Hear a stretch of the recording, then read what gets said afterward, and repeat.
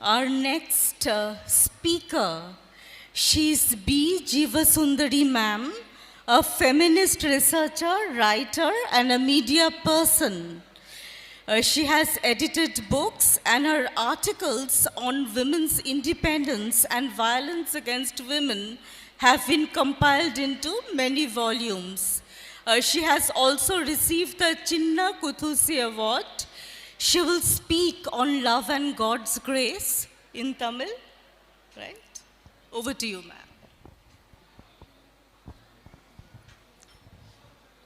அனைவருக்கும் வணக்கம்.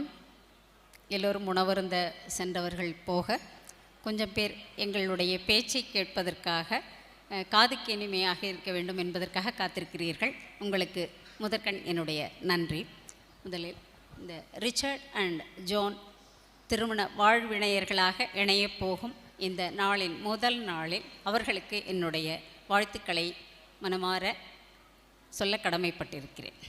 அடுத்து இங்கே எல்லோரும் இது ஒரு கவிதை நிகழ்வு. நான் ஒரு கவிஞர் அல்ல, நான் ஒரு கட்டுரையாளர், ஆய்வாளர். அதனால் என்னுடைய பேச்சு கவிதையாக இருக்காது என்று நிச்சயமாக நம்பலாம். அதிக நேரம் எடுத்துக்கொள்ள மாட்டேன். நீங்களும் உணவருந்து செல்ல வேண்டும் என்ற கருதுகோள் என்னிடம் நிற்கிறது. ஒன்றுமில்லை, டாக்டர் ராதாகிருஷ்ணன் நம்முடைய முன்னாள் குடியரசுத் தலைவர் தன்னுடைய ஆங்கில நூல் ஒன்றில் குறிப்பிடுவார். அதாவது திருமணம் என்பது ஒரு ஆணும் பெண்ணும் இணைந்து புது வாழ்க்கையை தொடங்குவது மட்டும் அல்ல. திருமணம் என்பது இரண்டு குடும்பங்கள் மனம் இணைந்து ஒரு உறவை புதுப்பித்து கொள்வதற்கான அடையாளம்தான் இந்த திருமணம் என்று அவர் மிக அழகாக சொல்லி சென்றிருக்கிறார். அதையே நானும் வழிமொழிய விரும்புகிறேன். இங்கே கவிதையாக சொல்ல வேண்டும் என்றாலும் சொல்லலாம். நமக்கு முப்பாட்டனுக்கு முப்பாட்டனான ஒருவன் சொல்லி சென்றிருக்கிறான்.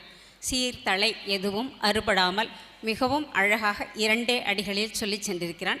அதையே நானும் மீண்டும் சொல்ல விரும்புகிறேன். அன்பும் அறனும் உடைத்தாயின் இல்வாழ்க்கை பண்பும் பயனும் அதுவே நீடித்திருக்க வேண்டும் என்று வாழ்த்துகிறேன். நன்றி, வணக்கம். Thank you, ma'am.